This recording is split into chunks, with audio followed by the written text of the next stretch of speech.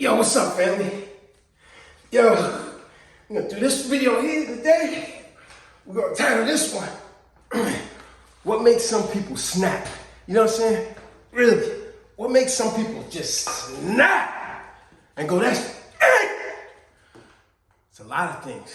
A lot of things that make some people snap. Some people just get to the point, it's at a boiling point, where it's like, that is it, I am done! Right?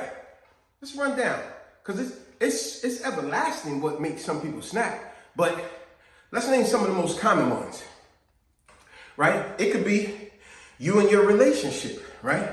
It's with so much stuff you have put up with that guy, with that woman, and it's to the point where it's so acrimonious. Now, I used that word before. Remember in this old video from the movie, matter of fact, acrimony. And what does acrimony mean? Bad blood. Really pissed off, intense, something that really got you so mad, intense anger, right? So like I said, it could be that relationship. And on this day, you go, enough is enough, right? And you could care less how many years you had in with this person, what y'all built. You go, they have done so much acrimonious things, you go, that's it. And when some people snap, sometimes they go way above and beyond. They go above, they come out of their character. They may destroy property, destroy the whole relationship. People see them acting the way they never seen them act before because they're different. And why is they different? Because something has triggered them so intense, it made them snap. You get what I'm saying? Matter of fact, y'all remember this old video right here we did a long time ago, talking about the nonsense with Jada Pinkett and Will Smith. And this is a key point in this video where I said, sometimes you get the straw, what's called, figuratively speaking, we heard this before, the straw that broke the camel's back. Trust me when I tell y'all, folks, go back and watch this whole video because this was about relationships. We spoke about how sometimes a person could be putting somebody through so much nonsense, constantly putting them through nonsense, and they tolerating it, and they tolerating, just like the old cartoons, the blood just boil, and then they get to the top, and then it's like, and they snap, you know what I'm saying? And everybody go, oh man, she done blew a top. Yeah, she blew a top. Yeah, he blew a top. It's like all the stuff that they going through has driven this person to the point that yes, they do just that, snap. Watch this. I'm gonna keep going. All the things that can make so many people get to the point of acrimony. Remember what the word acrimony means? Intense, bad blood, anger, right? How about on the job site, right? You could be that. Let's paint you a picture. Let's say you that woman. You've been on a job for 8 years. You're doing a good job. You show up on time. You're willing to help people when they need help all the time, and you know you're a good worker. The management, the supervisor, the boss, all of them know you're a good worker. Know how they know you're a good worker? Because whenever important stuff needs to be done, they always put it on your desk. They always bring it to your attention. They wouldn't be bringing it to your attention if you wasn't a good worker, right? So that proves it. They don't gotta say it. The mere fact that they always bring you the top quality work, they always bring you rush stuff that needs to get done. They always bring you stuff that's of great importance. Bring that to Jennifer. Make sure Jennifer gets that work. It's a whole bunch of other people that they could bring it to. Matter of fact, people that's been there longer than you. But whenever something of great importance, they always go, oh, get that to Jennifer. Now, Jennifer could be at work this day, and this day, she's been dealing with this all this time. Y'all didn't give her the promotion. Y'all got on her case because she was 15 minutes late to work the other day. No, she was freaking 2 minutes late. Y'all got on her case because she chose a vacation that she put in time for well 6 months ahead of time, but it just so happens y'all claim it's around a busy season. Y'all want to blame her. That's not her problem. But anyway, on this day, little do y'all know, Jennifer, she got all this building up. And now she's like, no, I'm getting real sick and tired of these jokes at the job. I'm getting real sick and tired. This is what people are dealing with. People deal with acrimony and stuff all the time. So like I said, you never know what somebody's going through. But y'all don't know. Jennifer just had her closest auntie just passed away. Early in the week, the school called her while she was at working that her son was cutting up in school and got suspended.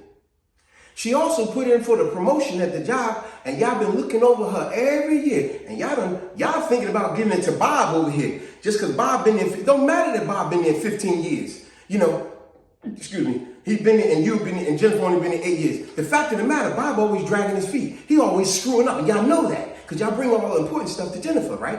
But on this day, all that she's dealing with, loss of a loved one, son cutting up, her husband been getting a little problem, whatever that may be. You know, she's dealing with a lot of stuff already. Somebody cut her off and with road rage coming to work. She's already dealing with a lot of stuff. And on this day, while she works, she's like, look, I'm not tolerating no bull jump from you. I'm telling you, I'm here doing my work. I'm doing the work. I don't want to hear no nonsense. And while she's working, next thing you know, what do the job do? Another important rush job comes.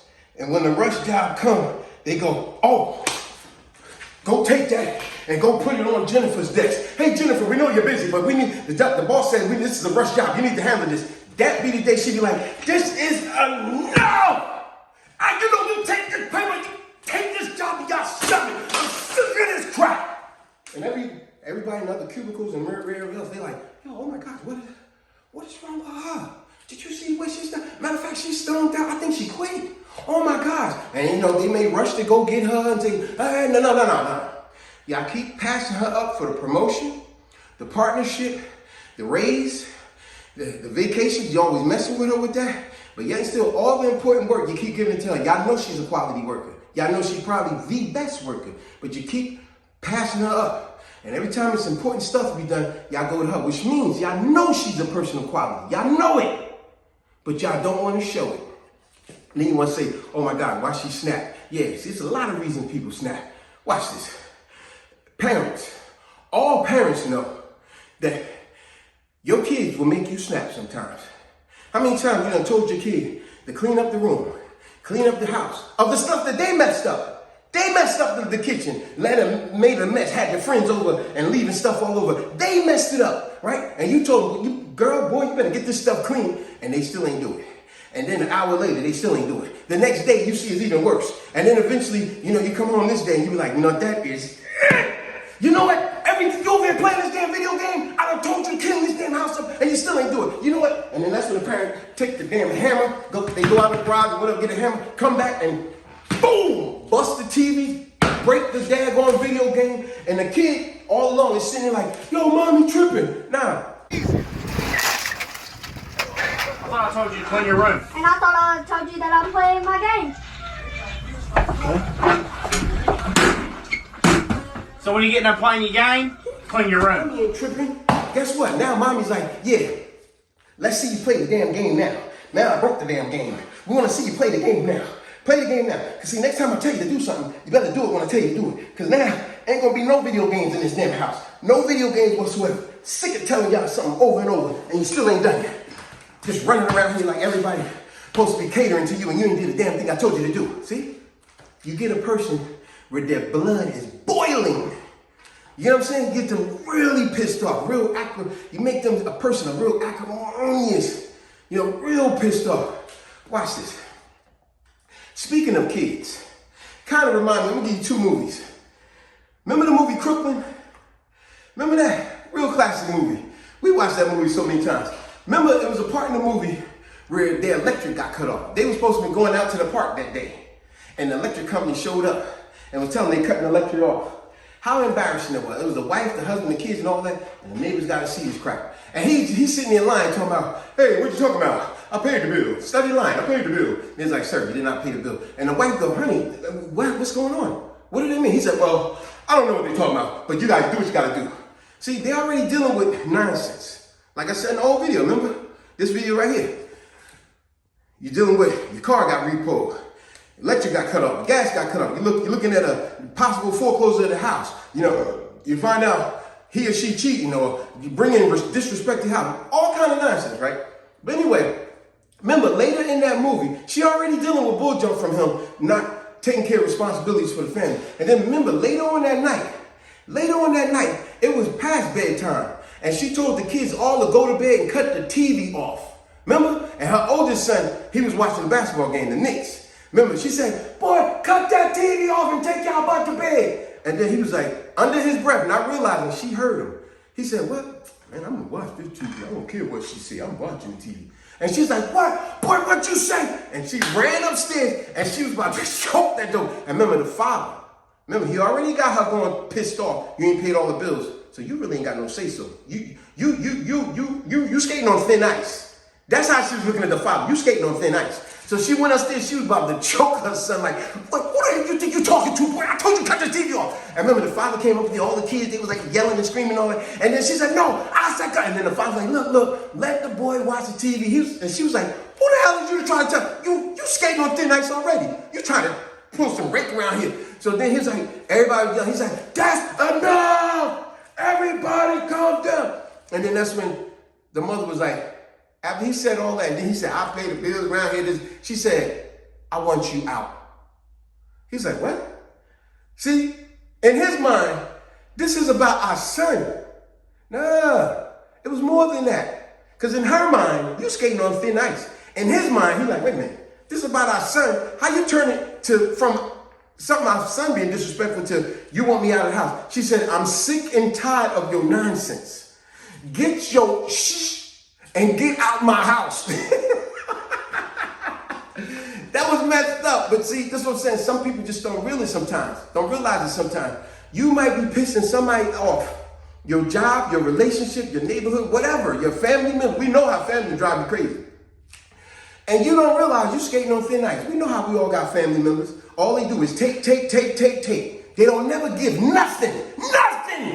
But they always calling, and always popping up for something. You get a person so angry to the point, they be like, look, I don't want to see your face. I don't want nothing to do with you. Matter of fact, don't even call my number. Don't even text me. Because when I look at your number, if I see your number, it's going to piss me off right away. Don't even call my number, right? That's how some family members are. I got one more movie for you. Speaking of, what makes some people snap? Because like I said, we can name a whole bunch of things. Road rage definitely get people, right? Watch this. One of my all-time favorite movies. I got many. Do y'all remember the old movie with Richard Pryor? I love this movie. Bustin' Loose. Remember that? When he was dealing with them bad kids, all them bad kids. He had to drive the bus miles from one state all the way to another state. And remember, he was an ex-con. Remember that? He was an ex-con trying to do right. And all he had to do was drive this bus from one place to another. But he didn't realize just how bad these kids was. These kids had all kind of problems. You know, you had one kid, he burnt the house on fire and killed his parents by mistake. He had another kid, she was an ex-prostitute. You had another kid, he was running away. Another one was in a gang. Another one, they had all kind of problems. Poverty, it was a bunch of kids with poverty, multiple problems. But on this day, when they stopped at the hotel to get a rest for their long ride, on this day, he was out there working on a bus, because the bus was a raggedy bus, always breaking down. As he was working on the bus, remember the one girl, remember the Asian girl, she was an artist. See, she had talent, but she just took it for granted. But that girl was an unfortunately, prostitute. She was she was very promiscuous, let's put it that way, let's be nice about it. And on this day, but she needed help. On this day, she drew the bus that Joe Braxton, because that was Richard Pryor named the movie. She drew the bus, and it was a beautiful piece of art. This girl was talented. She drew the bus, and as she drew the bus, she showed it to Joe Braxton, aka Richard Pryor. She showed it to him. He said, "Oh man, this is beautiful. This is beautiful." Remember the title of this video? What makes people snap? Stay with me, folks. Stay with me. He was looking at it, and he said, "Wow, this is beautiful. This is. See, you got a talent, girl. You got a talent." She said, "Yeah, Joe." And as he's lifting her up, telling her how great she is, remember, she was a promiscuous girl. She said, "Oh, thank you, Joe. I could do more things for you." And she got close to him, trying to rub him. Remember the title of the video? What makes some people snap? She's a kid. But see, what and who she been dealing with before them, they wrong. And as she said, "Joe, I could do nice things for you, Joe." He was like, "What? What are you doing? What are you doing?" She's like, "Don't worry, Joe." And the whole time this was going on, Miss Prairie, the counselor, she was on the side watching all of this happen. She was just seeing what's going to go down. See, you never know when somebody's watching you. But it was nothing fake about it. So when she said that to Joe, he said, "What are you doing?" And then she got nervous. Nobody never turned her down before. And he said, "What are you doing? You don't do that. You're a kid. what are you doing? And then she said, yeah, but Joe, I just figured that you, he said, no, but you're wrong. And then she said, yeah, then she started crying. And she said, yeah, but Joe, normally when I do this to guys, they like when I to come on to them. And he said, but they're wrong. They're wrong. That ain't right. The people wrong. That's not, come on, that's wrong. You don't do that. You don't do that. Like he really went off on her, right? And she was like, I'm sorry. And she went to run. Then he said, no, listen. Because he realized he hurt her feelings. He said, no, listen. He really realized he broke her. She broke down crying uncontrollably. And then he said, no, listen. He said, you see? He said, now you see this drawing? This is artwork. You got a beautiful talent. You need to use this. And you know, you could be a great artist. He said, you need to put it to work. People need to see how talented you are. And don't be doing this stuff with these other people. Them people are wrong. And then he said, listen, I tell you what, if you put my name and you do this and you drew this on it, I'll put it up in the bus, up on the dashboard. She's like, you would do that for me, Joe? And he's like, yeah, sure. I'll do that for you. And she's like, okay, I'm gonna do that for you. I'm gonna draw it just like you said. And you can see he was hurt. And as the girl went off to fix the drawing, Miss Prairie came over. And here we go. Remember the title of the video. What makes people snap? Remember, she's seen everything transpire. When she came over, she was smiling. She said, Joe, I just want to tell you. He said, I just drive the bus.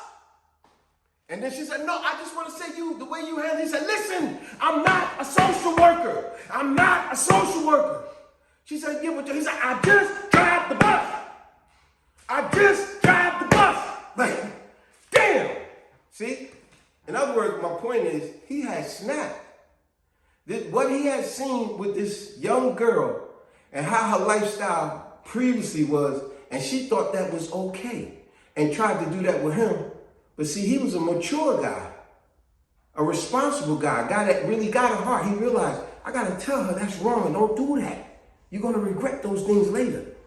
But I thought it was funny, amazing, and very impactful the way he said to Miss Perry, I just drive the bus. I'm not a social worker. That's not what I'm here for. I'm not a social worker. I just drive the bus. Because he had snapped. Like I said, title of the video. What makes some people snap?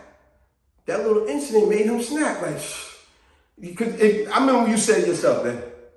Because you say, why did that in itself make him snap? Because, remember, he was an ex-con. His probation officer was chasing him. Mm-hmm. He couldn't never find a job. And when he did find a job, they would fire him. It was always some temporary crap. Remember, he went with his buddy to rob the place with TVs. His buddy, a.k.a. Paul Mooney, left him. And he got stuck on the platform by himself and got in a fight. And the guy literally knocked him out, got locked up again. He's driving a bus that keep breaking down. He got to fix it. They gave him a crappy bus. They got stuck in the mud one night and the Ku Klux Klan was there. Yo, he's a social worker, don't realize he's a social worker. He's a big brother, don't realize he's a big brother. He's a mechanic. He's a bus driver. He taught them how to fish. He taught them how to love one another. He was so much to these kids. He was like their hero and he didn't even realize. They was lying on him about stuff and then he would have to cater to them. He was everything to these kids and he was dealing with all that. That's why when he snapped, he said, I'm not a social worker. He was being everything to these kids and didn't realize it. I could go on and on because we all know there's a multitude of things that make some people snap. And when they do snap, people that don't know that person or what they're going through, they go, man, what's that person's problem? Yeah, you know what the problem is? That you trying to be in that business and you don't know what the problem is. Because if you didn't know what the problem is and you had half a heart at least, you'll be willing to help that person. Willing to try to figure out a way that you can say or do something to kind of level the playing and make them be more understanding or help them in some kind of way. That's what I would say in closing. See, don't never judge. Don't never judge because as you see that person snap, that very well could be you today, tomorrow, or it might have been you last week, last month, last year. So sometimes you might see somebody really stressed. Sometimes you can do and say sometimes the most simplest of things such as good morning. Not only good morning, say good morning by calling them by their name. See, when you call somebody by their name, that gives recognition, that gives familiarity, that gives an awareness. Oh, this person really don't keep saying, hey Sarah, hey Cecile, hey Jennifer. I mean, hey, without saying the names. I said it backwards. Don't just always refer to somebody as hey. Like my aunt used to say, hey is for horses. My name is Tommy, all right? You can call me no damn hey all the damn time. So sometimes you can just, a simple, kind gesture for someone. You know, you bought that dozen donuts, make sure you go over off of such and such one. See, sometimes you do little, simple, kind gestures. It'll change a person's day. And that person was thinking about it. That was cool. Thank you. And they addressed me by my name. They never addressed me by my name. They came all the way on this side of the building just to see how I was doing. Say good morning, good evening, good night, whatever. Simple, kind gestures. You'll be surprised. It might change a person's day. Week, month, and year. All right, folks. Peace.